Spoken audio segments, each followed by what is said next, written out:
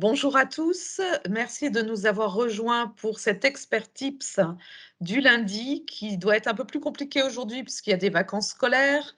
Mais bon, néanmoins, nous avons le plaisir d'accueillir pour ce partenariat annexe CJEC d'Anjan Associés et Gain Assurance nos 2 intervenants qui sont Kevin Torjman qui va vous parler d'Excel et des astuces pour optimiser la productivité et ensuite, vous aurez, on inverse aujourd'hui, hein, on ne fait pas comme d'habitude, on commence, par Dangean et Associés. Il faut rompre les habitudes pour pas que vous ayez l'impression que ce soit redondant à chaque fois. Et nous avons notre agent général à Reims, Michel Stourza, qui lui vous parlera de la protection sociale des expatriés. Un sujet un peu atypique, mais que vous avez été plusieurs à me demander lors du séminaire d'accueil de février des nouveaux élus annexes CJEC. Donc on le met en œuvre aujourd'hui. Voilà. Donc Kevin, c'est à toi. Merci pour la présentation. Alors du coup, je me présente rapidement. Kevin Torjman, 31 ans, je suis diplômé d'expertise comptable. Je suis pas spécialiste outil, Excel. Toutefois, c'est un outil que j'utilise maintenant depuis quasiment, 10 ans, au quotidien, tous les jours. Donc on a, dans cette profession, qui est l'expertise comptable de manière générale, on a une «légitimité» entre guillemets, à pouvoir, partager, les connaissances qu'on a pu identifier, les connaissances et compétences qu'on a identifiées, pour optimiser sa productivité sur cet outil. Donc c'est ce qu'on va essayer de proposer aujourd'hui. Un petit sommaire rapide, sur la présentation de l'outil. J'imagine que Excel parle à tout le monde, mais on va faire un petit rappel, de l'outil en soi. Et on va plutôt regarder, nous, aujourd'hui, les exemples pratiques, mais j'ai quand même, insisté pour présenter la prise en main et les principaux raccourcis. Alors juste pour se faire une idée, aujourd'hui dans le monde, 7 PC sur 10 utilisent Excel. Donc voilà, c'est pour se faire un ordre de grandeur. Pour le reste, ce sont des solutions gratuites ou des solutions tiers qui existent via des ERP. Donc Excel, c'est tout ce qui est pour création de tableaux, calcul automatisé, planning, graphique et base de données. Mais en réalité, Excel, vu que c'est, l'imagination qui est la limite pour l'utilisateur, on peut faire bien plein d'autres choses. Et pour en fait découvrir ce que peut faire Excel, je peux vous montrer rapidement, vu que je suis en partage d'écran complet, comment, alors pour ceux qui veulent découvrir les possibilités de l'outil, qui n'hésitent pas en fait à aller ici sur Nouveau. Alors attendez, Fichier, Nouveau, et là ici vous avez plusieurs milliers de modèles sur, plein de problématiques qu'on pourrait rencontrer au quotidien, que ce soit professionnel, personnel, planificateur, liste, budget, graphique, calendrier et autres. Et ce sont des outils qui sont faits par des spécialistes d'Excel entre autres, ou parfois des utilisateurs lambda qui souhaitent partager la feuille de travail qu'ils ont pris du temps, à mettre au point. Sachant que c'est gratuit, donc c'est vraiment, tout bénef d'aller voir ça. Juste une petite prise en main aujourd'hui, ce qui n'était pas le cas il y a quelques années, Excel peut être utilisé sur tablette, sur PC, sur mobile. Donc là, aujourd'hui, les raccourcis que je vais vous montrer, ça sera pour, ordinateur, ce qui reste quand même la principale utilisation d'Excel au quotidien. Hop, voilà, c'est plutôt ici. Alors là, je vous partage des captures d'écran assez rapides. C'est, je sais pas si, le comment dire? Ce sont des petits raccourcis qui, mine de rien, si elles ne sont pas maîtrisées, peuvent porter préjudice à l'utilisateur. De manière générale, la première lettre correspond voilà, au premier mot en anglais. Par exemple, pour ouvrir un classeur, open, ici, classeur, sous-entendu une fenêtre, window. Donc, vous voyez, c'est des petits raccourcis comme ça à maîtriser qui vous permettra à la fin de l'année de gagner en productivité. Ça, c'est de manière indéniable. Moi, de manière générale, je travaille qu'avec des gens qui utilisent Excel au quotidien. On voit directement ceux qui utilisent les raccourcis et ceux qui ne les utilisent pas. Donc ça, c'est vraiment des raccourcis qui sont très précieux, à la fois simples et indispensables. Donc là, ici, je vous les partage et je peux vous les envoyer par la suite après pour que vous puissiez disposer des raccourcis, à imprimer. Mais de manière générale, vous voyez, c'est pour sélectionner les cellules visibles. Je ne sais pas si ça parle à tout le monde. Je vais essayer dans ce live, parce que c'est très difficile de parler d'Excel en théorie. Mais regardez ici, si je fais 1, 2, 3, 4, 5. Ici, si je fais masquer, voyez là, si je fais copier-coller, ça va me prendre 1, 2, 3, 4, 5. Par contre, ici, si je sélectionne les 2 premières lignes et que je fais sélectionner les cellules visibles, qui correspond à faire Alt T, je fais copier-coller, j'ai seulement copié les cellules qui étaient visibles. Donc vous voyez, sur un fichier Excel, des fois quand il y a plus de 100 000 lignes, et ben, de faire ce petit raccourci-là, de sélectionner les cellules visibles, qui n'est pas forcément connu par tout le monde, bah, ça fait la différence. Alors aujourd'hui, moi j'ai identifié les formules qui me permettent, à mon sens, d'optimiser votre productivité au quotidien. Déjà, la formule qui est la plus utilisée sur Excel depuis maintenant 15 années, c'est pas moi qui le dis, c'est Microsoft lui-même, c'est la fonction recherche V pour recherche verticale. L'objet de cette fonction est de rechercher une valeur dans la première colonne d'un tableau, puis renvoie la valeur d'une cellule qui se situe sur la même ligne que la valeur recherchée. Dit comme ça, c'est pas très intelligible. C'est pour ça qu'en parallèle, on a un exemple. Ici, vous voyez qu'on a 3 colonnes. Le dossier recherché, c'est A3. Et ben, j'ai fait une recherche V pour savoir quel était le nombre de points que disposait le dossier A3 et la ville. En l'occurrence, ici, si je mets A2, tout va changer. Donc là, je reviens. Donc là, pour le recherche V, je fais recherche V.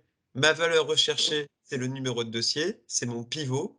Sachant que sur Excel, et ça c'est important de le savoir, le pivot de contrôle, en l'occurrence A3, doit toujours être à gauche. Si maintenant je fais le même tableau et que le pivot, je le mets à droite, ça ne fonctionnera pas.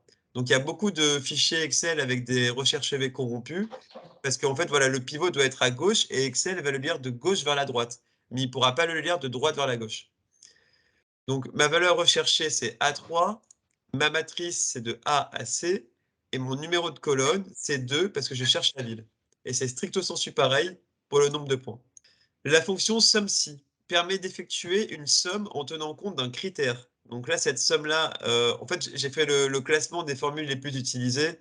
Donc c'est pas moi qui a, c'est vraiment, voilà, selon Microsoft, les formules qui sont le plus optimisées au quotidien et qui, par définition, permettent d'optimiser sa productivité au quotidien. Alors la fonction SUMSI, elle est assez simple. De manière générale, ici, mon pivot, c'est Paris. Donc c'est l'équivalent de tout à l'heure, le pivot qu'on avait. Le résultat de la recherche, c'est quoi? C'est si je fais la somme des colonnes si ma plage, c'est A, c'est là où il y a mon pivot, Paris. Mon critère, c'est Paris. Et ma colonne, point, c'est le nombre de points de la ville. Donc là, ici, ça me permet de savoir le nombre de points qu'a Paris. Si maintenant, je ne sais pas, pour X ou Y raison, je peux prendre Vienne, changer. Une petite astuce pour éviter à chaque fois de copier les valeurs que vous aurez ici, moi ce que je vous conseille, c'est de créer une liste déroulante. Donc concrètement, comment on fait une liste déroulante sur Excel? On va sur Données, Validation des données, créer une liste, une source, on sélectionne les villes, et là comme ça ici, vous êtes autonome, vous n'avez plus besoin de taper le nom de la ville. La fonction arrondi, bah celle-ci, elle est facilement explicable, mais elle est toujours pratique. Ici, supposons qu'on a une société qui a un résultat de 1547,569. Bah, si je veux arrondir à 0, je fais arrondi de cette case avec 0 par la suite du point virgule. Au premier dixième, je mets 1. Et si je veux l'arrondir au dixième supérieur, je mets arrondi sup. Et arrondi inf pour l'arrondi inférieur. Donc vous voyez, là, c'est une formule qui est assez intuitive, qui ne nécessite pas de connaissances particulières sur les formules Excel. Alors les fonctions logiques, là, en 15 minutes, on n'aura pas le temps de toutes les voir, c'est impossible. Mais dans l'idée, c'est que j'invite tout le monde à prendre connaissance de ces possibilités qu'offrent ces formules, en l'occurrence les fonctions et, ou, si et si erreur, parce que ces formules-là vous permettront de faire des croisements dans les données que vous avez. Si vous voulez, je peux vous donner par la suite la formule, le fichier Excel. Je ne sais pas comment il sera communiqué, mais je peux vous le partager avec plaisir. L'idée, c'est quoi? C'est que je voulais que si B3 est égal à Paris, alors que ce soit une bonne réponse. pardon, si B3 si à B3 et C3 c'est Paris et ici Lyon, alors bonne réponse. Alors du coup, qu'est-ce que j'ai fait? C'est fonction si et B3 égale Paris et C3 égale Lyon. Mon critère, valeur si vrai, bonne réponse, valeur si faux, mauvaise réponse. C'est stricto sensu pareil pour ou et si. Là où maintenant, je ne sais pas si tout le monde a déjà ouvert un fichier Excel avec ce bug-là. Et ben en fait, ce qu'on peut faire, c'est qu'on peut créer deux points si erreur B20 égale formule incorrecte. Sinon, on peut directement mettre ici, ce qui vous permettra de voir qu'il y a une incohérence de votre formule. En l'occurrence ici, c'est ça. Parce qu'on ne peut pas additionner A plus 1, tout simplement. La suppression des doublons, alors là, c'est quelque chose qui est indispensable sur Excel. Vous voyez ici, supposons que vous avez une liste qui est très exhaustive de villes, et ben, vous copiez-collez la colonne, vous allez sur Données, suppression des doublons, et vous vous retrouvez avec les occurrences sans aucun doublon. Alors là, c'est un exemple qui est assez basique, mais sur un fichier Excel qui fait des fois plus de 1 million de lignes, c'est extrêmement précieux et Excel est redoutable sur ça, il n'y a aucune marge d'erreur. Mise en surbrillance automatisée. Ah pardon, hop. Là, ici, l'idée, c'est quoi? Je vais reprendre ma liste.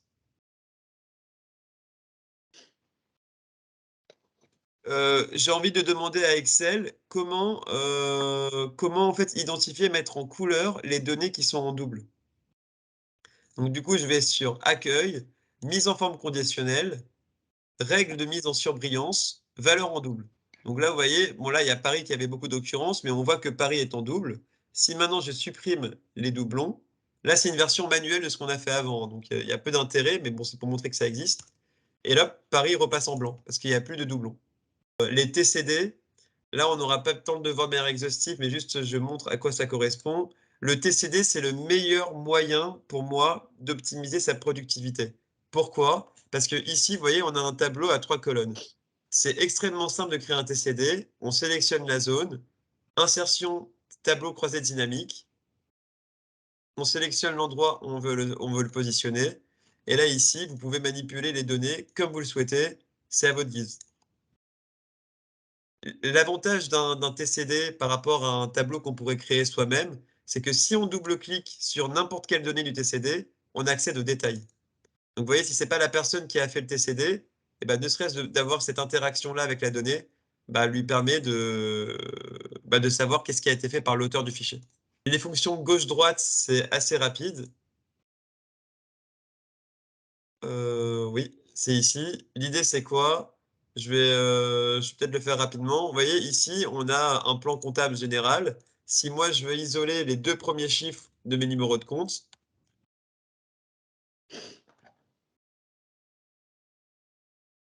et l'idée, c'est quoi? C'est que si je filtre rapidement, je crée des filtres utiles. Par exemple, je sais pas, là, je mets 66, et ben hop, en un clin d'œil, et ben, j'ai mes charges financières sur mon plan comptable général. Ça permet de faire, voilà, des familles ou autres. Les possibilités sont infinies, en fait, hein. C'est également pratique. Vous savez, il y a certains logiciels, quand on fait une extraction, où l'adresse sort tout sur la même cellule. Et ben, par exemple, je sais pas si on met, j'habite 50 avenue Victor Hugo, et ben, on met gauche 2, ça permettra d'isoler le 50 et garder avenue Victor Hugo de manière distincte. Et enfin, la dernière formule, c'est les statistiques. Jusqu'à là, c'est max, min et moyenne. Alors, max, min et moyenne, c'est assez simple. Là, j'ai une liste de 0 à 10. Je fais max de cette liste, ça me met 10. Je mets min, ça me met 0. Je mets moyenne, ça me met 5. Donc là, les exemples sont simplistes et c'est pour montrer les possibilités d'Excel. Généralement, on travaille sur des fichiers qui pèsent plusieurs gigas et qui détiennent plus de 100 000 lignes au minimum.